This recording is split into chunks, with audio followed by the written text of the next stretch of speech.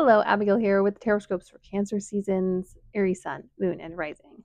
All right, Aries, this season is a bit of a mixed bag. It is technically one of the more positive seasons of 2025, but we do have the Uranus ingress. We've got, you know, Saturn squaring a lot of the stuff entering into Cancer. So I've had some really because I read these in the order of the seasons. I've had some really positive readings so far, and then some that are kind of more on the struggle side. Usually there's like a theme that goes across my readings, and this time there's not. It's like very hit and miss. So just be aware as you read your Tarotscopes, there's a lot of variance. Some parts of your chart and life are going to feel really happy and fulfilled, and some of them are going to require some work and effort. So just be aware of that. You have kind of one of the more mixed bags of the bunch, but there's a lot of really good stuff happening, and I think a lot of this has to do with Saturn and Neptune being in your sign now. Um, it's going to be a lot. This is the first season with them fully there. So, you're kind of starting to dig down into the nitty gritty of what this means to you. Obviously, they're going to retrograde back later this year and then go back in 2026. But this is the beginning of this Saturn cycle and this Neptune cycle. So be prepared. Also, I have a companion video to this. It's the astrology of Cancer season. So please go watch that to get your astrological boost. I'll obviously sprinkle some astrology into this as well, but just so you know. Starting off, however, we do have your beautiful oracle card, which is really beautiful. It's the Celestial Queen. Celestial, Celestial Queen, which it says the stars will guide you. I do think there's a lot of benefit in you really digging into your astrological chart this season. I think it's going to really give you some solid insights and understandings. So definitely pay attention to the cycles. Pay attention to the new and full moon. The new moon is on the 25th of June, and the full moon, I'm not quite sure, but it's early July. The new moon is just kind of really great for getting long term stuff started. So if you have some long term plans or some spells you really want to kick off, it's a really great moon for that. So keep that in mind. But yeah, really pay attention to what's happening astrologically. Obviously, it affects us all the time, but I think you'll get some really good insights in either getting a reading or doing your own research into your chart. Um, there's stuff in there that I think is going to really help you learn to navigate, especially the Saturn cycle. Even if it's not your Saturn return, but the Saturn, transiting your first house or your moon or your sun, or if you have a stellium, it's really good to get some insight and kind of figure out what the Saturn lessons are for you, so that maybe it's not so much like throwing paint at a wall. And we do start off with an interesting card. We start off with the Five of Pentacles. There's some disappointment here. Five of Pentacles for me is lack, but it's also kind of hopes and dreams maybe not being everything we hoped and wished they would be.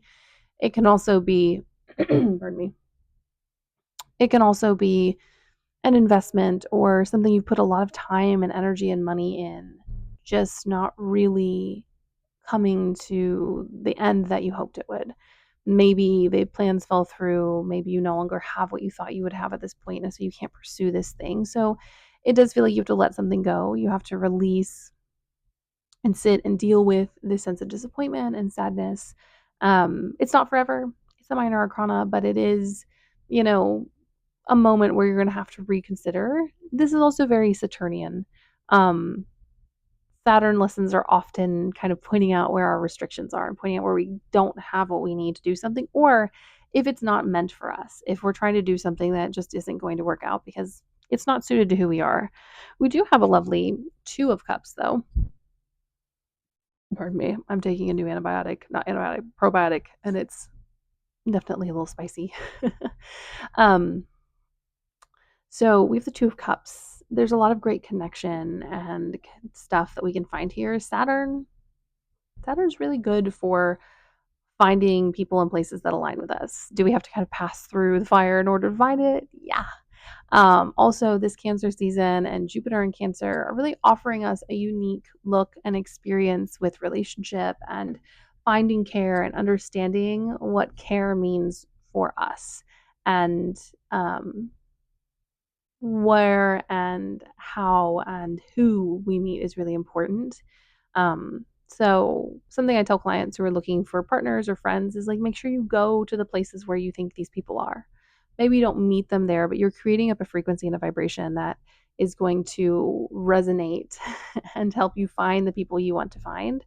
Um, I think also, especially with Neptune and Aries, it's really about finding people who are on the same page as you. It's about finding people who have the same passions and desires and visions of a future.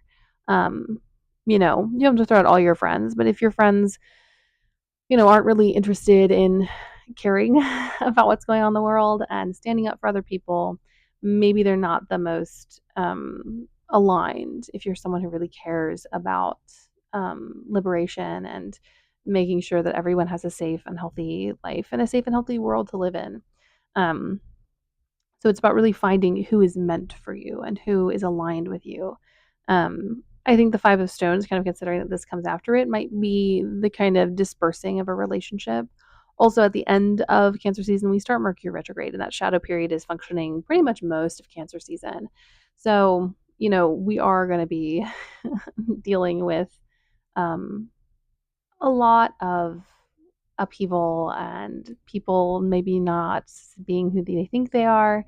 Also, a good reminder, last year in the later summer, we had a Mercury retrograde in Leo. Um, I remember, I think it was part Leo, part Virgo.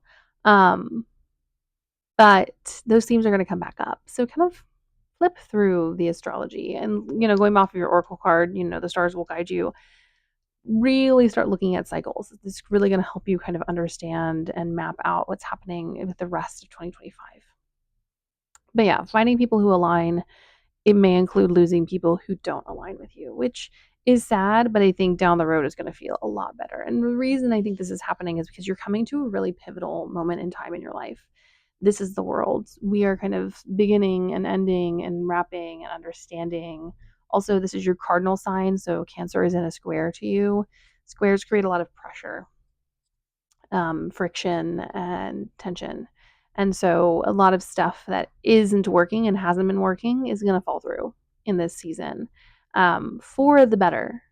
These things are not working because they're not meant to work. And it's an opportunity for you to start new cycles and new grand adventures where you are more true and honest and able to really um, exist with yourself in authenticity, which is going to be required with Saturn and Neptune and Aries. Um, Aries folks, Cardinal folks, fire folks are really going to have to be really honest and true to themselves to really develop fully through these cycles. So it's not easy to have this perspective in the moment, but know that the stuff that is happening is in the pursuance of the honesty that you desire to have in your own life. And these are pretty big cycles. So it also reminds me that, Uranus is going into Gemini. So check what's happening in Gemini too. There's a lot happening across the board. I mean, I think the places to really look out for are obviously Aries, Cancer, Capricorn, and Gemini have a lot happening this season. So check those places in your chart. Then we have Judgment, which in conjunction with the World card to me is, yeah, a lot of stuff is just coming to a pressure point in Cancer season. Doesn't mean that good things aren't happening, doesn't mean that you're not reaching fulfillment, doesn't mean that you're not attaining things that you want. But there are some things that are just not quite right in your life. And you're going to see those people and opportunities and things fall away and be replaced by what you really want. And I think the key here is for you to make sure that you are accepting and encouraging the stuff that is more aligned with you. Like, obviously, we all have to make money, we all need to exist and survive in this world, but where you can, don't do things that don't align with you. Don't accept jobs and situations and places where you have to put effort in that aren't things that are aligned with who you are and what you want in the next 5 to 10 years. Obviously, those things change, but in this moment, you know who you are in this moment. So accept that a lot of stuff's going to come crumbling down. I do think Uranus entering into Gemini is going to dissipate a lot of stuff for you, depending on, where this falls in your chart. But yeah, just know that there's going to be some really intense moments of reckoning. And it's not reckoning because you've done anything wrong, it's reckoning because the universe is reshifting your life. And this is also the fallout from the nodes being in Aries and Libra. They don't leave and it's over, right? You have to go through and pick up the pieces, and a part of the picking up the pieces are the subjects of Neptune and Saturn. So just know that there's a lot of intensity in this season. And I think where you're going to find the most comfort and care is in your friendships, is in people that you're inviting into your life, are the people that you're connecting with that are in a similar situation to you. And then last but not least, we do have a Queen of Stones. I love this because they're like a little stone crabby crab, and it's very Cancer season.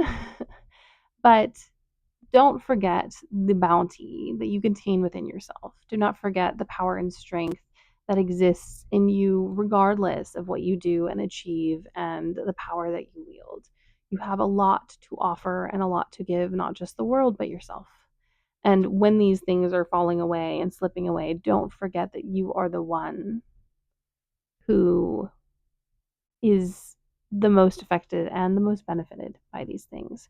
And so you have a duty to yourself to really, advocate for yourself and listen to your desires and needs so that you get what you deserve and you get what you need in Cancer season. This also is very, to me, very Jupiter in Cancer, especially with the water themes in this card. you know, in all of this, in kind of the Saturn of it all, don't forget that Jupiter is also exalted. And there are a lot of beautiful gifts and tenderness and care that are available and open to you. So take advantage of those, both internal and external. But yeah, that is your reading. Really lock into your chart this season if you can. Know that you have some really big cosmic moments, but also know that they're not really meant for you to control or manipulate. The universe is doing what it needs to do in order to set the stage for the life that you deserve to live. And Saturn and Neptune and everyone else is involved in working on getting these things done. And really pushing along your journey and your progression and your story. So I know if Cancer season feels like the world is falling apart, know that it is so you can build a much better, happier, more successful world on the other side. Anyways, my Aries folks, this is my reading for you. I wish you all a wonderful Cancer season. Please like and subscribe if you like my stuff. Pop any questions or comments in the comment section, and I will see you in a different space and time.